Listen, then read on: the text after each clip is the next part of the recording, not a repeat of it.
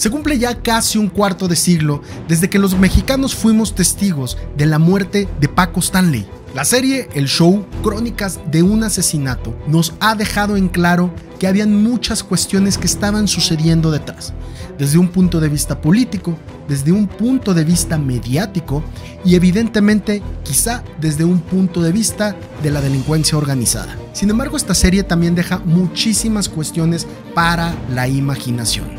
En este video, desde el punto de vista legal, quiero responder a una pregunta. ¿Por qué a la fecha no sabemos quién mató a Paco Stanley? Pero antes de empezar, analicemos cronológicamente lo que iba sucediendo a través de los días en este caso.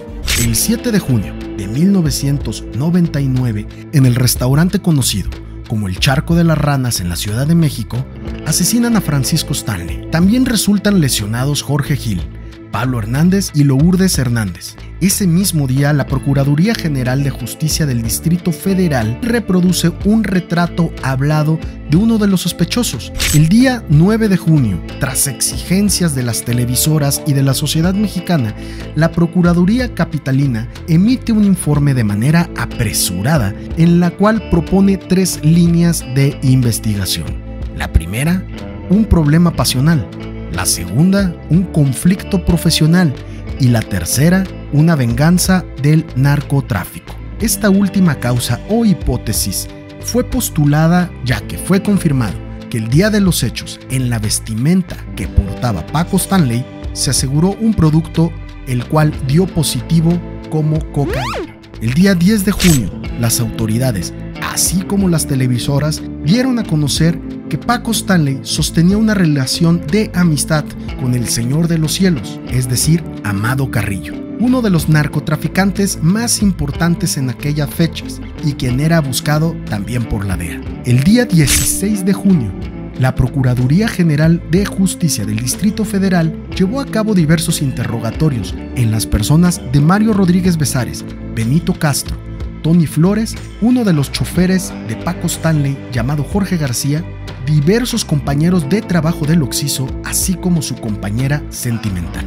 No fue hasta el 21 de junio que las autoridades llevaron a cabo la reconstrucción de los hechos del homicidio dentro del restaurante El Charco de las Ranas. El día 2 de julio, las autoridades encargadas de la investigación del homicidio realizaron un cateo en las oficinas, así como en las propiedades del señor Stanley. Esto sobre pretexto de encontrar nuevos indicios o pistas que llevaran a la resolución de los hechos. El día 22 de julio se llevó a cabo el arraigo a Mario Rodríguez Besares. Para ello, la Procuraduría, así como la juez 15ª de lo penal en el entonces Distrito Federal, argumentaron que el amigo de Paco Stanley, Mayito, se contradijo a lo largo de sus declaraciones. Entre otras cuestiones, la Procuraduría encontró como indicios el hecho de que Mario Besares se encontraba tramitando pasaportes para él y su familia, con el objeto de abandonar el país, ya que a juicio de ellos y a juicio de una hipótesis o línea de investigación que se encontraban realizando, Mario Besares había entregado a Paco Stanley a sus enemigos y por lo tanto era responsable también del homicidio perpetuado en contra de Paco Stanley. El día 3 de agosto se dio a conocer que Mario Besares había promovido un amparo en contra de la Procuraduría General de Justicia del Distrito Federal, así como en contra de la juez 15ª de lo penal en esa misma ciudad. El día 18 de agosto de 1999, la Procuraduría de Justicia del Distrito Federal detuvo al señor Erasmo Pérez, alias El Cholo, asegurando que las características del retrato hablado coincidían con las características físicas del Cholo y por tal razón fue considerado como el autor material del homicidio. El día 19 de agosto, las órdenes de arraigo continuaron, en esta ocasión en contra de Erasmo Pérez Garnica, Jorge García Escandón, Paola Durante Ochoa y José Luis Martínez. El día 2 de septiembre de 1999, la juez 15ª de lo penal en el Distrito Federal dicta auto de formal prisión a Mario Besares, Erasmo Pérez Garnica, Jorge García Escandón, Paola Durante Ochoa y José Luis Martínez por los delitos de homicidio calificado, tentativa de homicidio y lesiones en la persona de Francisco Stanley. La entonces Procuraduría General de Justicia pedía una pena en contra de los inculpados por 208 años de prisión. El 25 de noviembre de 1999, Luis Gabriel Valencia López, alias El Flama, quien fuera testigo clave del caso Stanley, aseguró que el narcotraficante Luis Amezcua fue el autor intelectual del asesinato del conductor. Para ello señaló que la modelo Paola Durante y Erasmo Pérez el Cholo habían planeado junto a Amezcua el asesinato y homicidio del conductor de televisión. Tales hechos, según dicho testigo, habían sucedido en el interior del reclusorio preventivo varonil del sur de la ciudad.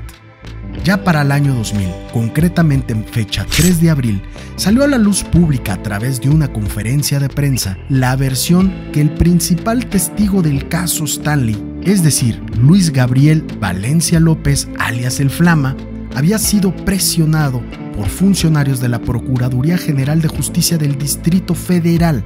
Esto con el hecho de fabricar una serie de hechos con los cuales se pudiera inculpar a los señores Mario Besares, Erasmo Pérez Garnica, Jorge García Escandón, Paola Durantes y José Luis Martínez. No fue hasta el 25 de enero del año 2001 en que Mario Besares, Paola Durante, Erasmo Pérez Garnica, Ignacio Amezcua y Jorge García fueron absueltos de los cargos que les fueron imputados y se ordenó su inmediata libertad. Cuando se llevó a cabo el homicidio de Paco Stanley, eran otras épocas jurídicamente hablando. No existía como tal el sistema penal acusatorio. Por otro lado, las autoridades mexicanas no tenían la obligación de impartir justicia considerando los tratados internacionales y por lo tanto estábamos muy limitados en materia de derechos fundamentales y garantías fundamentales. A manera de ejemplo, no existía la presunción de inocencia como derecho fundamental con el que cuentan los imputados en la investigación de un delito. Anteriormente, sin mayor probanza, era señalado como presunto responsable, y esto facilitaba evidentemente a que las autoridades emitieran arraigos, órdenes de aprehensión, prisiones preventivas, a diestra y siniestra. Es muy importante que consideres la manera en que las autoridades estaban allegando de pruebas para poder imputar y declarar culpable a Mario Besares, Paola Durante, Erasmo Pérez Garnica el Cholo, así como Luis Ignacio Amezcua, llevando a cabo arraigos ilegalmente notificados, sin garantía de audiencia, es decir, sin que fueran escuchados previamente. Habían sido objeto de torturas y amenazas, la presunción de inocencia por los suelos. Más aún, estuvieron en contacto con autoridades sin que estuvieran asesorados por un defensor legal o por un abogado. Súmale que todas estas situaciones estaban sucediendo sobre pruebas fabricadas, concretamente por el testimonio del señor Luis Gabriel Valencia, alias El Flama. Los derechos y garantías fundamentales de los imputados estaban siendo totalmente atropellados. Y aquí es justamente donde llegamos a la pregunta central. ¿Por qué casi un cuarto de siglo después no conocemos quiénes fueron los autores que perpetraron el asesinato de Paco Stanley? La razón tiene un nombre concreto y muy bien definido por la Suprema Corte de Justicia de la Nación. Se llama efecto corruptor. El concepto de efecto corruptor nace a cargo de la primera sala en el año 2013 en un caso muy sonado en México, el caso de Florence Cassés. El efecto corruptor ha estado presente en un sinfín de investigaciones y juicios penales. Esto ha generado que muchas personas se encuentren pagando penas privativas de la libertad en la cárcel por culpa de autoridades que realizan sus investigaciones, muchas veces fabricando pruebas. La primera sala de la Suprema Corte de Justicia de la Nación señala que el efecto corruptor aparece en los procesos penales cuando se actualizan 3 supuestos, y son los siguientes. 1. Que la autoridad policial o ministerial realice alguna conducta fuera de todo cauce constitucional y legal. 2. Que la conducta de la autoridad haya provocado condiciones sugestivas en la evidencia incriminatoria que conlleven a la falta de fiabilidad de todo el material probatorio. Y 3, que la conducta de la autoridad impacte en los derechos del acusado de tal forma que se afecte de forma total el derecho de defensa y lo deje en estado de indefensión. Y esto quiere decir que mientras las autoridades no hagan bien su trabajo, el efecto corruptor siempre puede estar presente en los procesos penales, como lo fue el hecho de que la entonces Procuraduría General de Justicia del Distrito Federal, de la mano de Luis Gabriel Valencia López, alias El Flama, hayan fabricado toda una serie de hipótesis para poder inculpar a Mario Besares, a Paola Durante, a Erasmo Pérez Garnica el Cholo, y con ello quizá sepultar quién fue realmente quien mandó matar a Paco Stanley. Este enredo fue provocado. Las autoridades y el gobierno de aquel entonces sabían exactamente lo que estaban haciendo. Las televisoras quizá también. El efecto corruptor es un problema sistemático en la impartición de justicia penal y va más allá de comprar un proceso. Las razones formales por las cuales no sabemos quién mató a Paco Stanley son muy sencillas, se llaman efecto corruptor. Las razones de fondo para ocultarnos por qué mataron a Paco Stanley nunca lo sabremos, en razón de lo primero.